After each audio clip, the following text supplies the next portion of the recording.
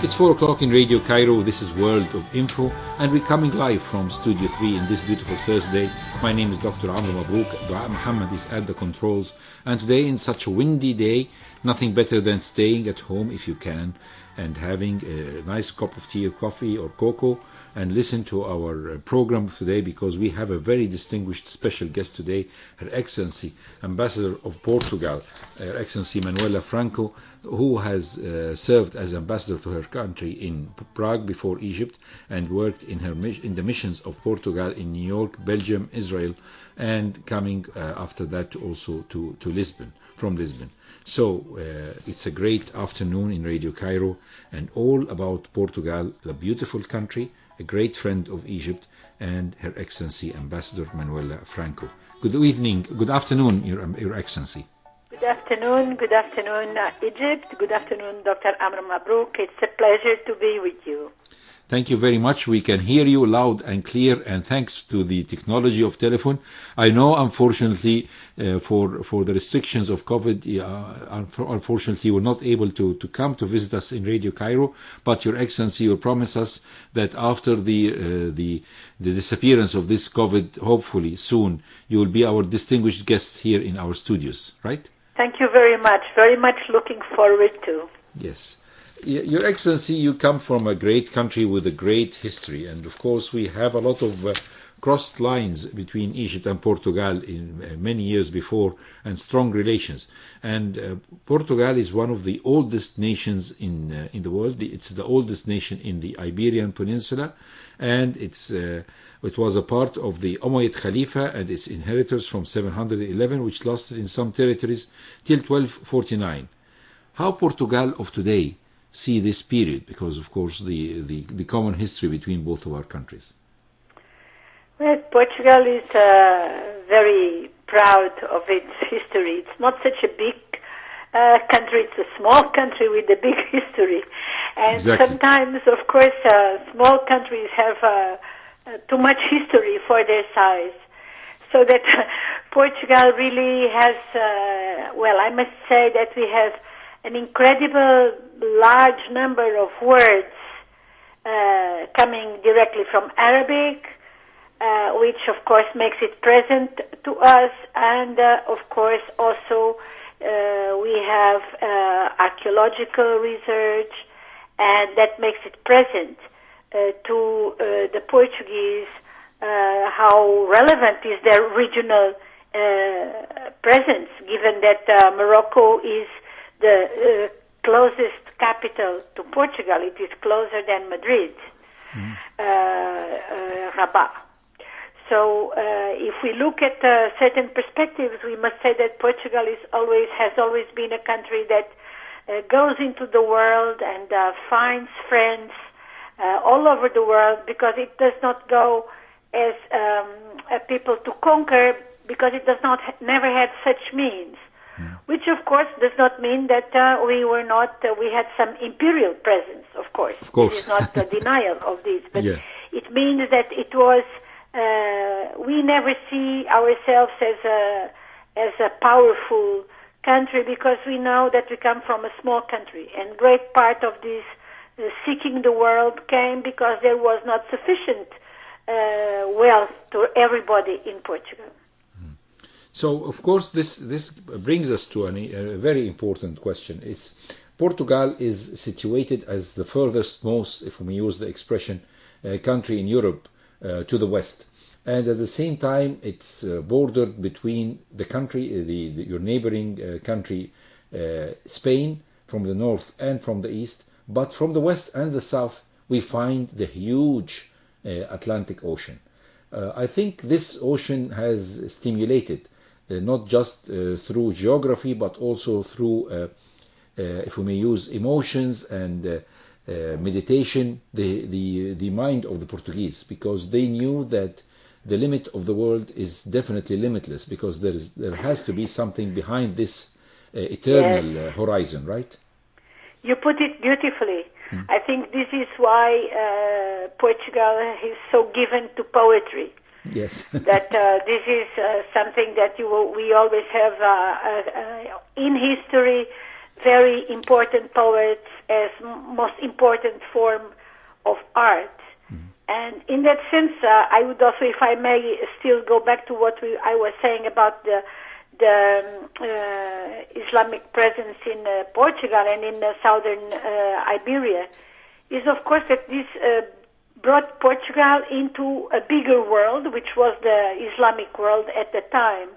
And of course that we must say that all these exchanges not only brought with it the knowledge of a different culture, different language, different habits, but also the technical exchange that brought so many people in contact that would tell stories about Asia, about these faraway lands, and this knowledge, this sharing of knowledge in the early and late Middle Age, this was a very powerful awakener to make Portugal seek all these maritime ways to India, to Asia, and then also to the Americas, but mostly starting with Asia and Africa, because we learned from the Arabic traveling to Portugal and, of course, across the Mediterranean to Egypt, and you have all these important, like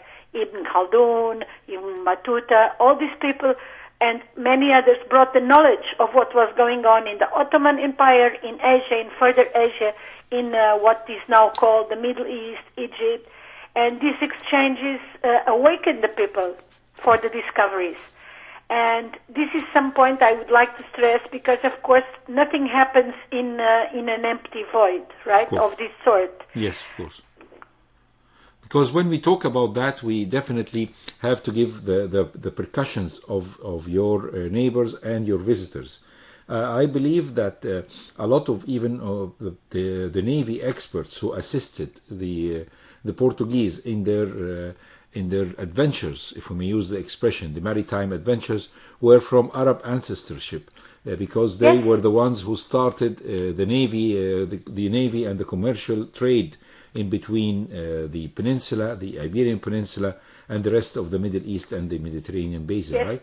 And then, of course, maybe the not so nice part of it was that once the Portuguese were set on after the Cape of Good Hope and moving into the Indian Ocean. I don't want to mention the Navy combat that happened between our two navies, Consort Gori, were defeated, by the Portuguese.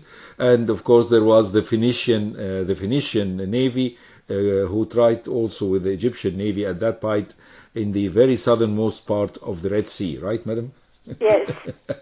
But what happened was that there is something nice, that there were many, of course, battles won and lost, but now we have all these forts, of course, that we have in Oman, that the Portuguese built back then. Mm-hmm. Part of this war, but now we have the ruins, or up into Iran, there are all these forts, and you know how we say Alcácer. Of course. We say in Portuguese. It is, of course, to you, but in Portugal, even many people don't know when they say Alcácer that this is Alcácer.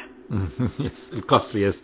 And of course, the famous flag has the 7 citadels, or the 7 castles carrying on the flag. But let's talk about something which I believe is also part of the Arab effect. And if I may use the word fado, the beautiful singing of the Portuguese singing, and how it is reflection of the typical Arab way of singing, and the effect on the melancholy that you can always hear in the fado, right?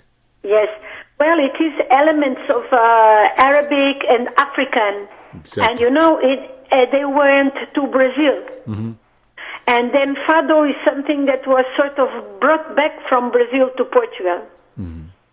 So that I think it is this mix of Arabic tonality, and then the melancholy, and also the singing. And I can even tell you that at a certain point in Brazil, this included a dance. Yes. And then the dance part was lost, because in Portugal this came back in fashion in the beginning of the 19th century. So it comes and goes. It is interesting, but maybe because of such beautiful image as you gave with the ocean. But in Portugal, things are always going and coming back and getting a new life, and Fado is for sure one of them. And I can even tell you that when we had, maybe I can come back later to the post-colonial period. But I can say that Fado was very much out of fashion when we had the revolution that put the end to the Colonial War in the 1970s. Yes, we'll talk about that definitely. But I think the Fado, in spite of a lot of people, I mean, Portuguese is a very one of the most talked about languages because of course, of Portugal and some southern African nations, and of course Brazil.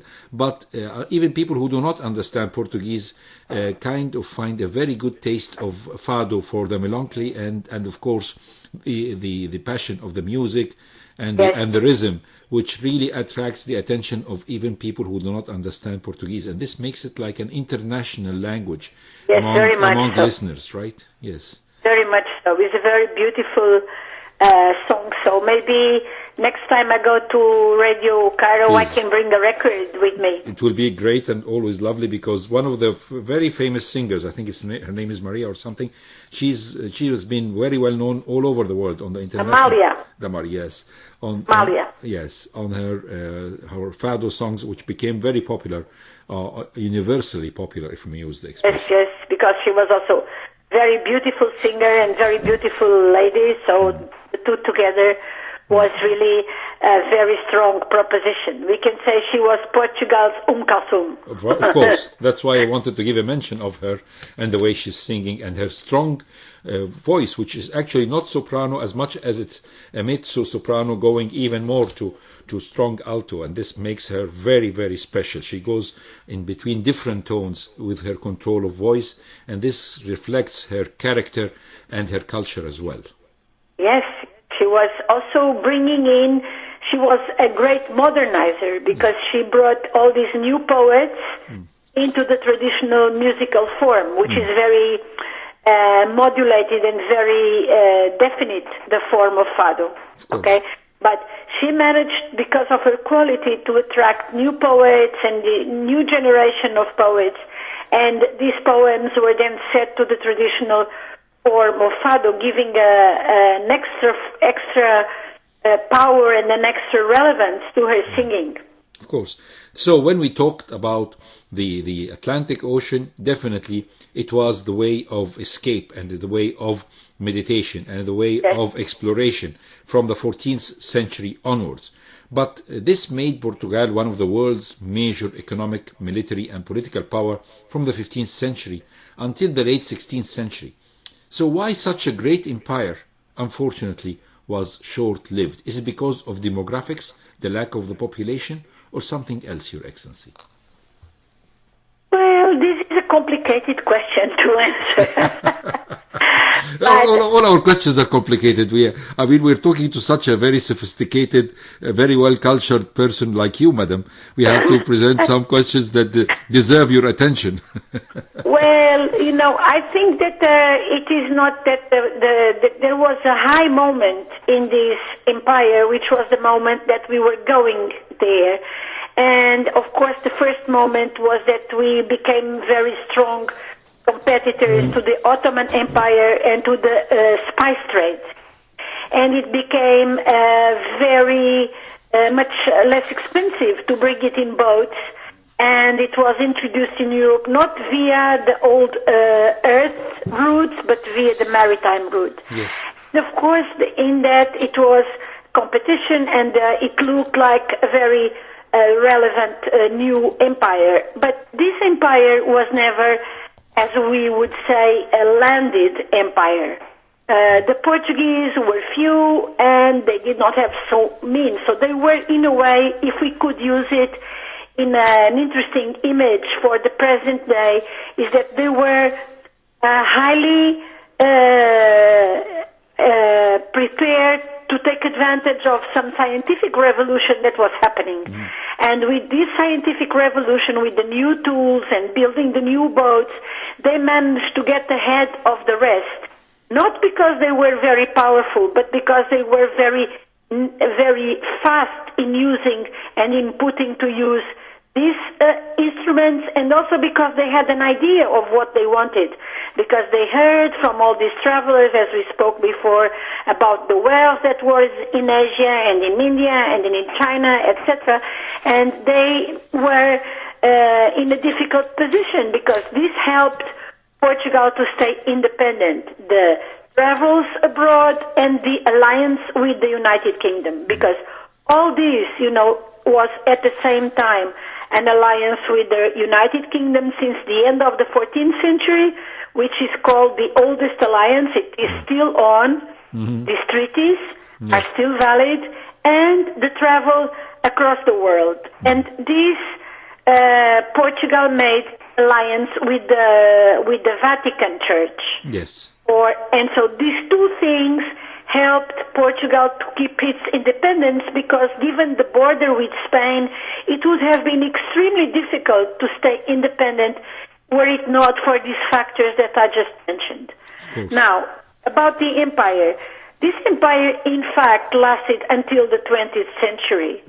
Only that we, at a certain moment, because of dynastic questions, Portugal became part of Spain from 1580 to 1640.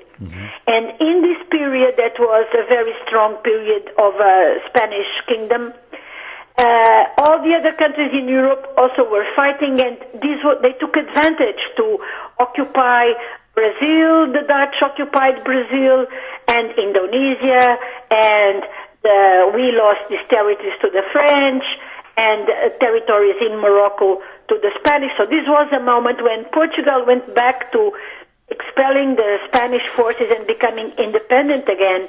It went about this, getting back these parts, but they never managed exactly to go back. So they managed in Brazil, but they did not manage in other places. So then this decline went on, because also there was much more competition. The Dutch, the Spaniards, etc. It was no longer just Portugal and the Spaniards in America. Yes. And this is why then came the Industrial Revolution, and this country was not prepared for it. It had done the knowledge revolution in the Renaissance, but it missed the Industrial Revolution. So that Brazil became independent after the Napoleon Wars in 1821. And India, when Mr. Gandhi came in 1961, but it was only in the 1960s that Portugal really came to an end as, let's say, overseas territories owner. So when we talk about that, we have, of course, to give a mention to Napoleon Bonaparte. This year, France and the whole world are celebrating the Bicentennial of the death of Napoleon Bonaparte, 1821. And some historians claim that with the occupation by Napoleon Bonaparte, after what you have just mentioned in this beautiful historical preview about the 17th, 16th and the 17th century, 18th, we find ourselves with an invasion of Napoleon Bonaparte. Portugal began as a slow but an inexorable decline that lasted until the 20th century. How far is this statement true? I mean, Napoleon Bonaparte empire was a very short-lived empire, and after that France became very much introvert imperial power until, of course, the start of the new invasions of Algiers and Morocco and places like that. But for a short period, France was not a superpower as it was during Napoleon time. Yet this short period of invasion of Portugal started the decline. Was it inevitable, madam? Well, yeah, I think yes, because these things always have a lot of other things attached in a way. And what happened with Napoleon, it was something very interesting, which is that as the Napoleon forces, not Napoleon himself, but they came through Spain and they came to Portugal at the beginning of the 19th century, 1805, 1808. Yes. And then what happened was that the resistance was vanquished and they took over. what happened at the last moment was that the King of Portugal, so as not to surrender, the full court moved to Brazil. Mm-hmm. Okay? Yes, and and 1808. So what happened was that Portugal is the only country in Europe having been administered by an American empire. That's lovely. That's a lovely statement. But it is true. Yes. And the court moved with the royal library, the royal musicians, the furniture. And so if you go into Rio de Janeiro National Library, you will find there many things that then they did not return to Portugal. Because when the king returned to Portugal, he left it in Brazil because it was still an empire when he returned. Yes. Now, when the king returns, we have already an election, and the Senate demands a constitutional monarchy. And so the king has to give a constitution. And so it happened. But slightly afterwards, the more conservative side, that was the absolutist line, they started a civil war. Not just because the one former king wanted it, but because part of the population and the church and very important elements in the nation were for the traditional system. And then, even though with the help of the British, we expelled the French troops, but slightly, a little afterwards, there was a civil war. And it was the civil war that lasted up until almost the 1840s, until it was pacified. That was indeed very, very serious and brought lots of trouble to Portugal. So that in the 1850s, it was back in calm, and it had a period of economic development, etc. But even so, the political problems stayed there and were connected in a way that it was constitutional monarchy was there, but it was never stable government. And this is why you had such political problems up until the 20th century. Yes, because this will bring us to a very important, strange part of the history of Portugal. And I mean of that is Salazar. And Salazar, who ruled Portugal from 1938 till 1968, was a man with a lot of controversies, because originally he was never a military man, he was never a general, so he didn't have a ruling military junta to support him, and yet he was able, through his master of law and master of politics, to control the country and keep it away from the World War II, with the great catastrophes of World War II, and was able to keep a country safe, but at the same time with some alliance with the fascist regimes on the nearby countries, whether this was in Germany or in Italy. So this gentleman, and this is part of Portuguese history. So how do the Portuguese of today look at this very shall we say tempestuous period of time, and where the whole world was involved in it, and how they were able to survive it? Well, you know, it is history. You still have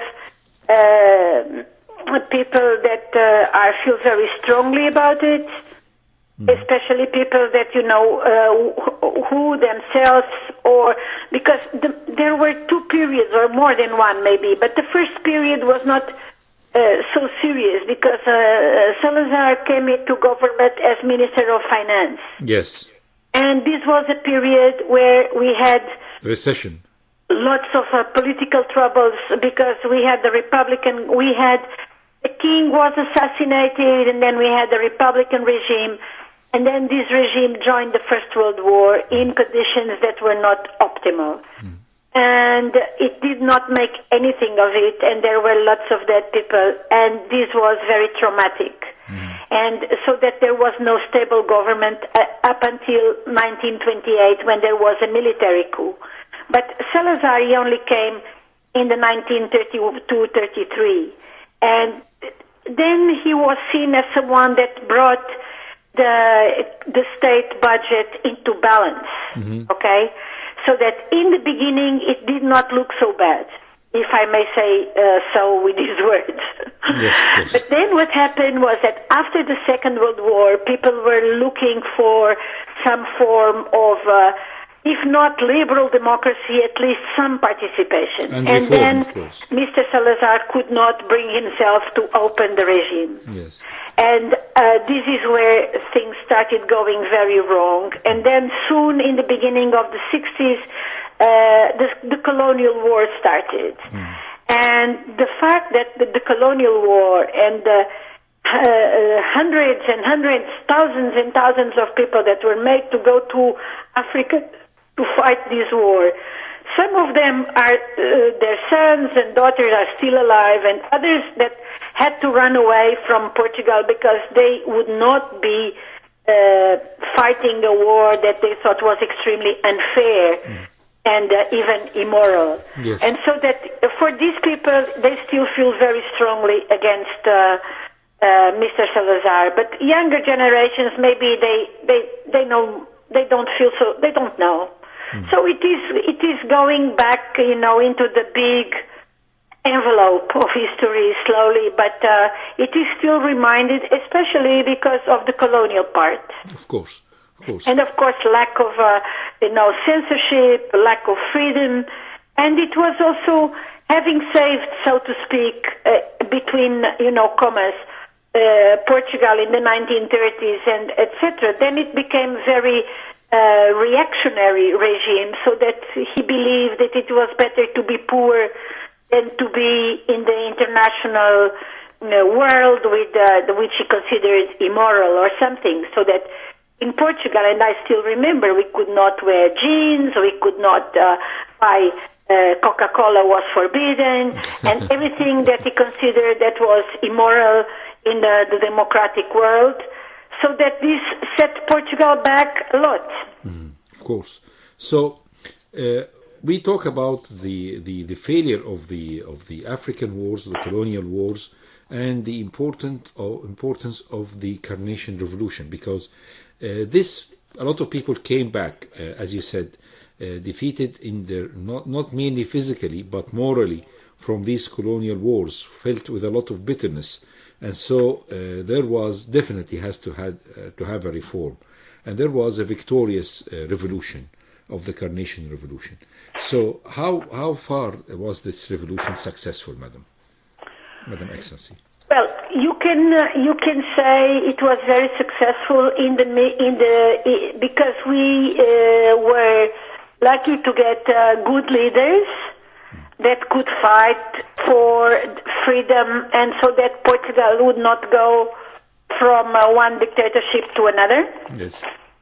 But the main thing was the joining of the European Union, because what happened in the case of Portugal was that because we are a very old nation in Europe, as you said.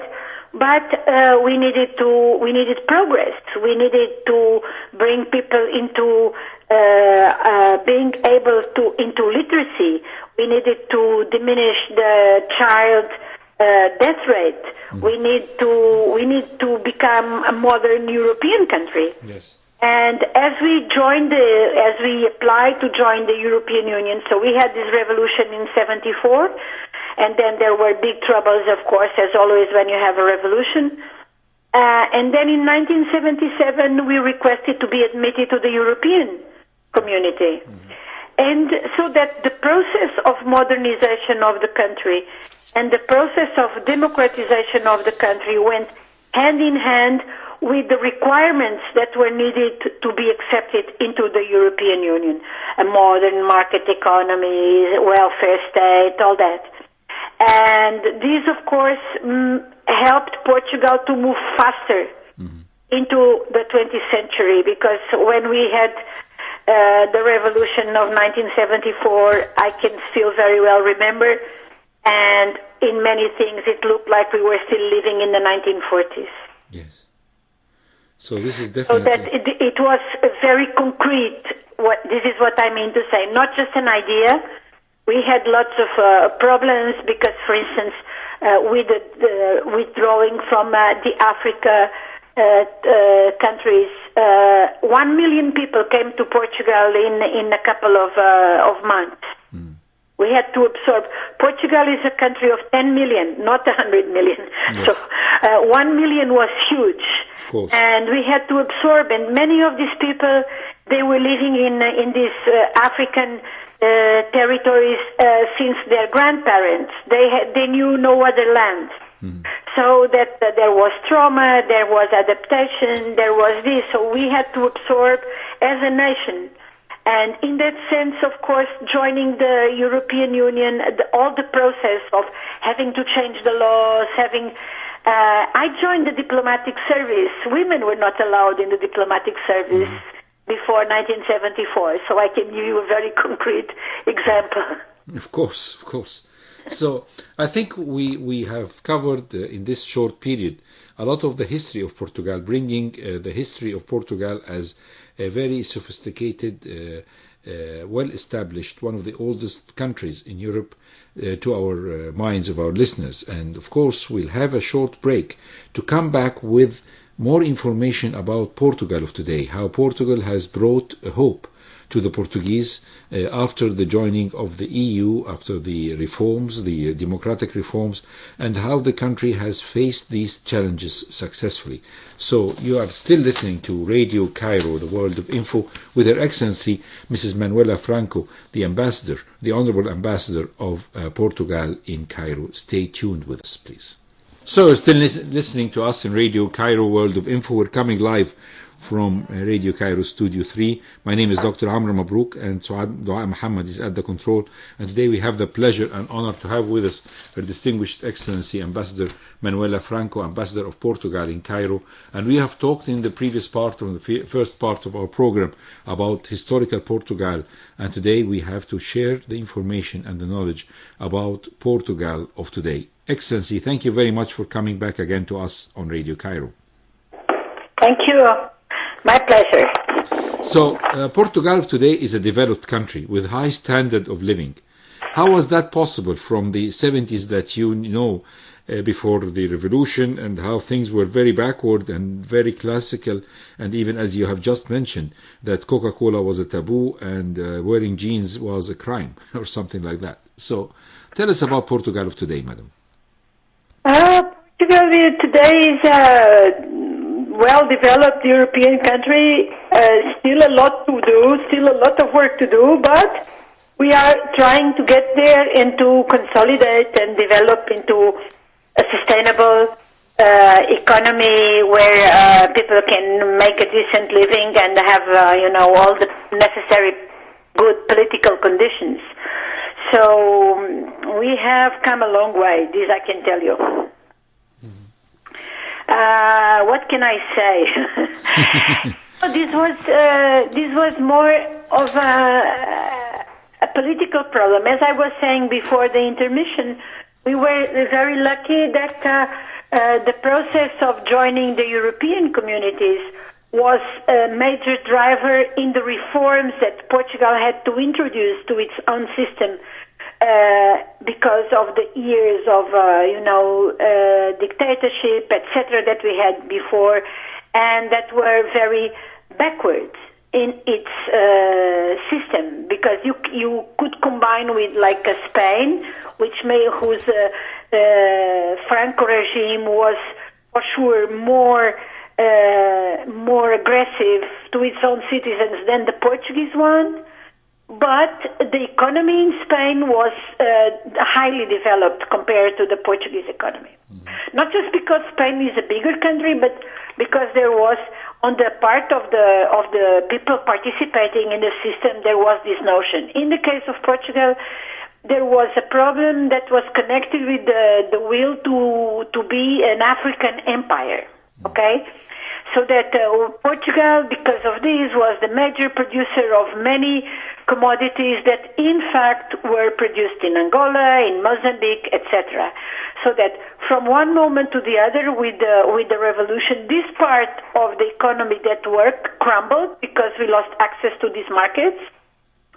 On the other hand, this was the corporatist system with, industrial limitations, so that it was not a very participated economy. And then we had the problem that we had a very high rate of illiteracy.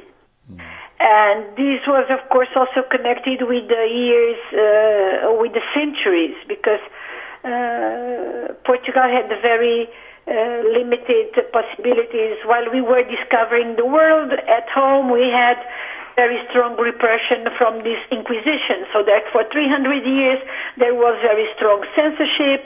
So there was a difficult history, if I may say so, of having a population that would be prepared for the world, say, like the Netherlands, for instance, which was a quite liberal economy, even if they had also their religious wars, etc.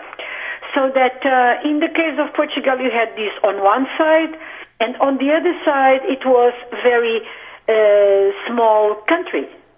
So that after we joined the European Union, there was huge programs of modernization. Like Portugal is an important wine producer, and I can tell you, like the grapes were so old and old style, they were mostly replanted, and it was people went to study how to do wine. For instance, the same went for milk. We started developing huge cooperatives that would be milk producing, thanks to the European rules that had to be obeyed so that there would be access to the European market. And many things like these, and most of all, there was a huge investment in bringing the population, the whole population, to read and write, and then to send their sons to school and later to the university. And so this was like the past 40 years were dedicated to very accelerated recovery from maybe long time difficulties. So this is why you see such a jump in the quality of life in Portugal. And still, we still have problems. We are still fighting in a number of these fronts to qualify the workforce. For instance, we now are bringing the digital capacities to the workforce, because, of course, you have younger generations that are highly modern, highly developed, etc., and then you have people in middle age, and not even old, but maybe in their 40s or 50s, that not all of them are able to take part in this fourth industrial revolution. So this is this mix that for Portugal is still a challenge. We are not yet in a position where we can say that we have achieved, good conditions for the whole population. We are still fighting for it. So I think one of the pillars of the Portuguese economy is tourism. I had the honor of visiting Portugal and Lisbon in particular. I hope the pleasure. Yes, and I visited Portugal. I visited Lisbon and I visited Evora. I had a course there back in 2008, and I found that it's a beautiful touristic country. And I think one of the few benefits of Salazar was that he prohibited the abuse of the beaches of Portugal. He said that the beaches are for the people and they are not for private property. So all the beaches of Portugal are mostly still in their original situation. And yes. But this is from before. This is from before Salazar. Yes. We have it is called public domain. Yes. The rule in Portugal is that 50 meters from the highest tide belong to the state, and you cannot build there. Yes. But many people have made exceptions. That's too bad. But in 2008, you had a lot of raw beaches and beautiful natural ones.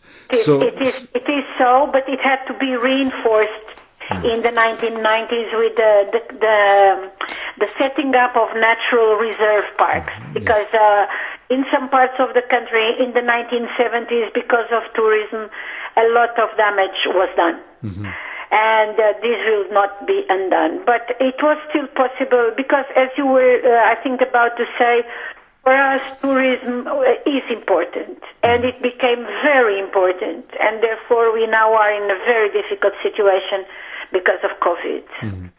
But the tourist industry was a booming industry and forming part of the, before COVID, an important part of the natural resources of the country. 17% of GNP. Yes. So let's talk about, unfortunately, about COVID-19. Portugal was one of the greatest hit countries, unfortunately, with COVID till very recently. And there was sort of approaching a very high number of affected in comparison to the population. Why this happened, and what were the medical measures taken by the government to put it down? And I was very happy to hear that last week the tide has slightly decreased in Portugal and things are getting better. Well, this is very polemical, as you can imagine. You really, first of all, you don't know so well. We had very good results last year in what they call the first wave. Yes. We were, there was a very important lockdown, ruled one, and we got to the summer with very few cases. Mm-hmm. And then I think that people, thought, okay, we are great and we manage this and this is good.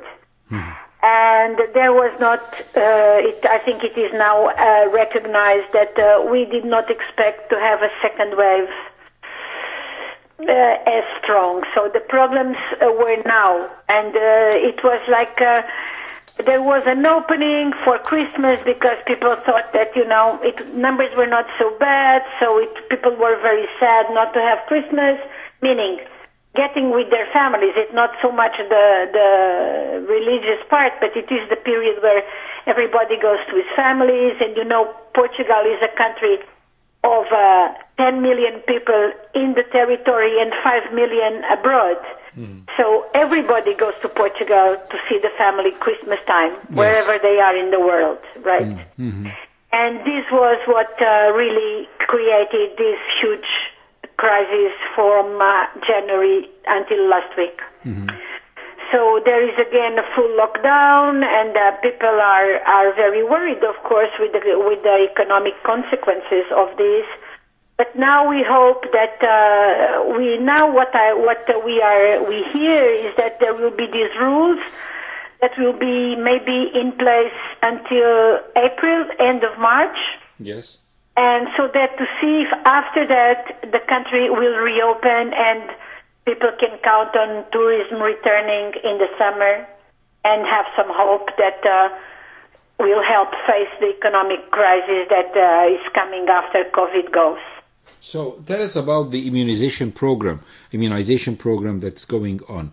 You plan to start the immunization program or already had started? We started already. Mm-hmm. Since when, madam? Since it is now maybe 2 to 3 weeks that we started. Mm-hmm. First of all is all the medical personnel. Yes.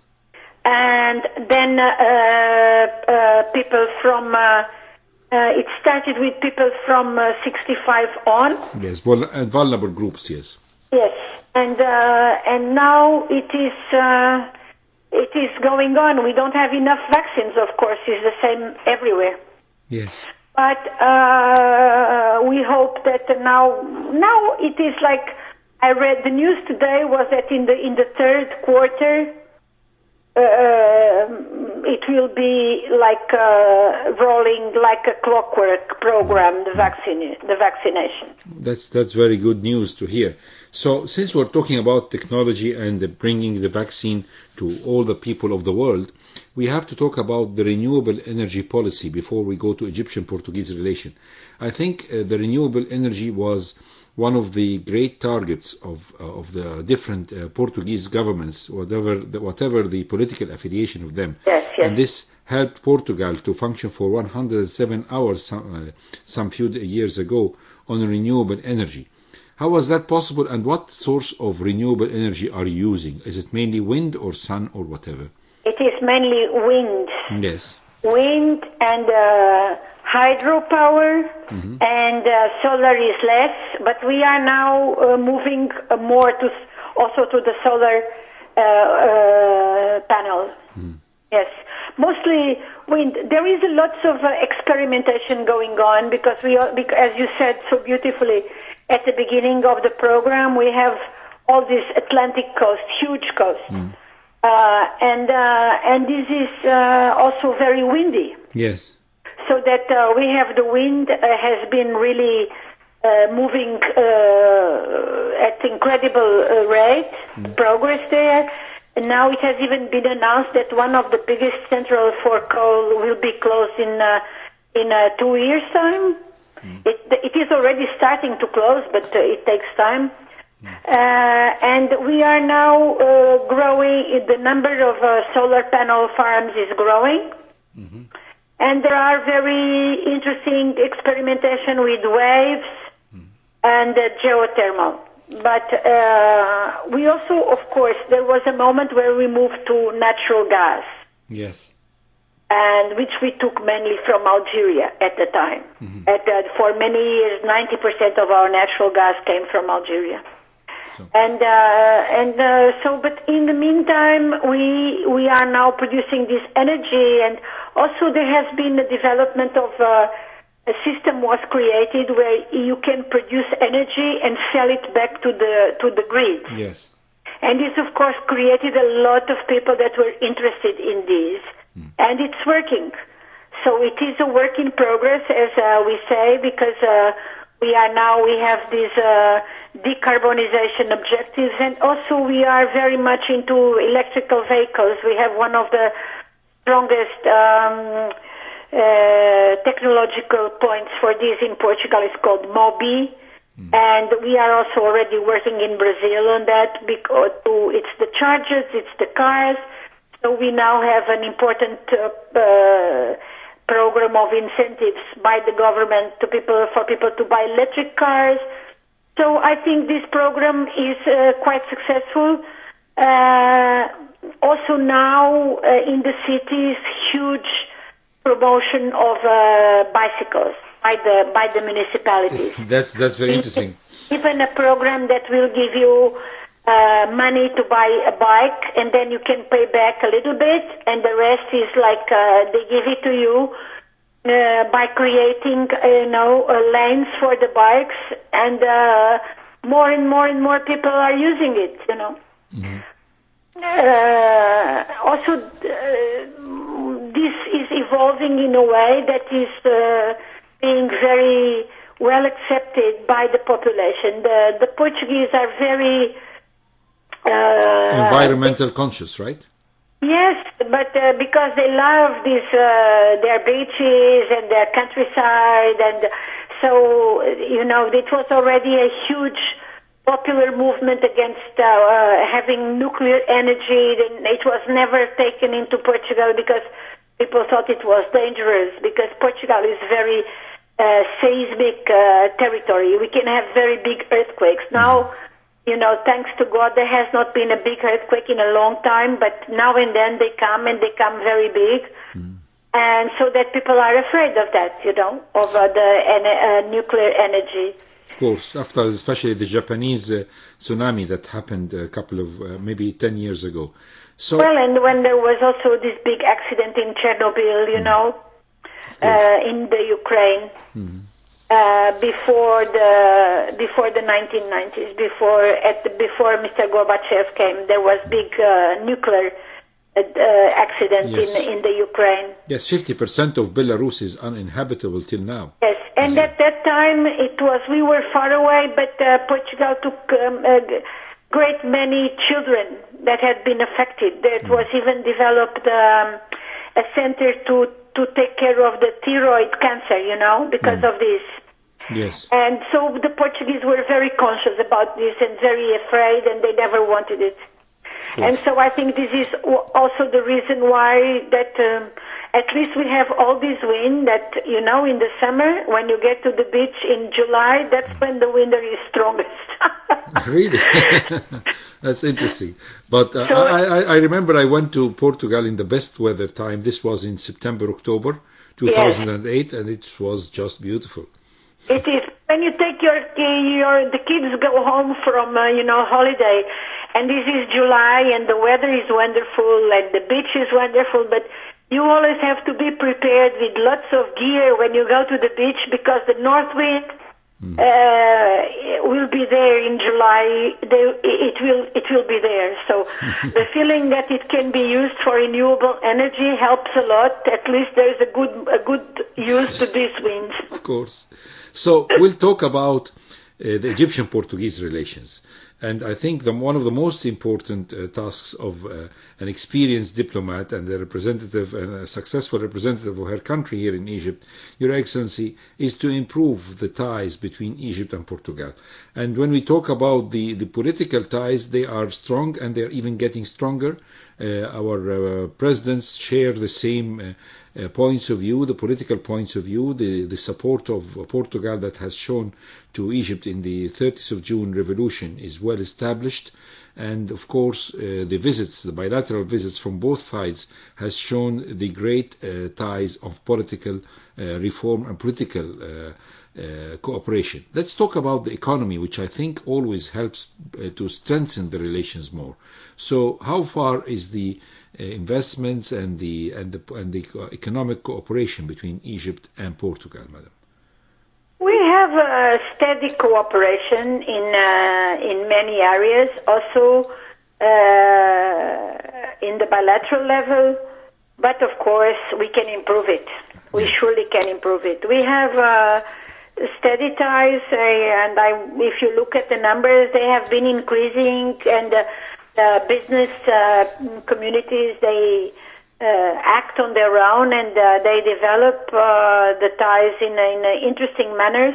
We keep getting companies interested in coming to Egypt, and I hope that as soon as this COVID wave lifts, because of course that we will be living with COVID, but this has been a very difficult year in that respect, because people, not because of necessarily of Egypt or any other thing, of course, but because now you have a lockdown, then you don't have, now you plan a visit, then you cannot travel, so that it has been a year where I regret to say that we have more or less been stuck. So I'm very hopeful on these vaccination programs that will help restart tourism and restart normal exchange between the business communities, so that we can look forward to go ahead with bilateral visits, and we still get them, but in a very diminished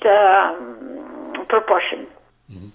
Since we are talking about cooperation, we have also to give a mention to the great role on the international community of Portugal, personalized by the presence of the Secretary General of the United Nations, who is Portuguese and who is a very overqualified gentleman, a professor in the university, a very well-educated person, and yet he is a citizen of the world. Tell us about him and about his visit even before his election to Egypt, Madam. Well, we are hoping for re-elections. Of course, of course. Well, Mr. Guterres is a very prominent personality, as you said, and he had already been Prime Minister of Portugal. But I think that he became well known to the government of Egypt and other governments as well, because he was High Commissioner for Refugees for 10 years. Mm-hmm. And in that capacity, he, I think, traveled the world, and he traveled near people in need. Mm. And he went into the terrain. He visited the people, he talked to them, he talked to governments, and I think that he got a very good first-hand knowledge of what is this United Nations for, how it needs to pay attention to the needs of the people and to help governments cope with these situations. And I think this was a very strong point to get him elected in the first place. Mm-hmm. And I hope that he will now get it again.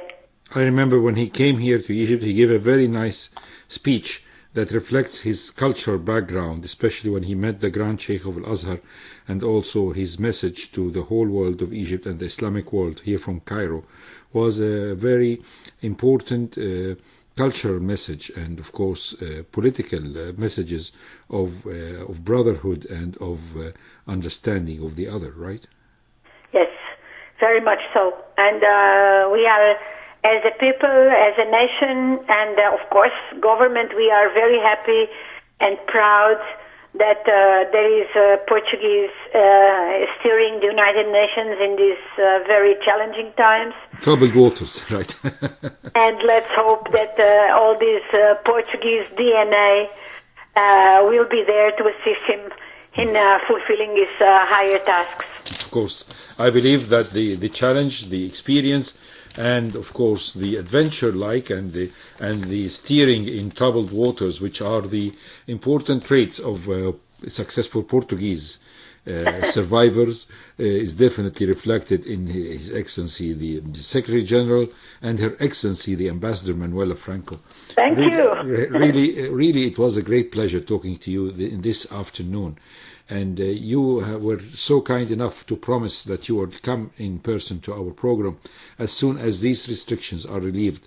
And I hope so. It will be an honor and a pleasure. It's a great pleasure and honor. Thank you very much. And thank you really very much for sharing with us this beautiful afternoon in Cairo with a very highly informed interview about Portugal and Egyptian-Portuguese relations and the great country of Portugal, how it survived the times and the history in the world successfully. Thank you. Thank you, madam. Thank you.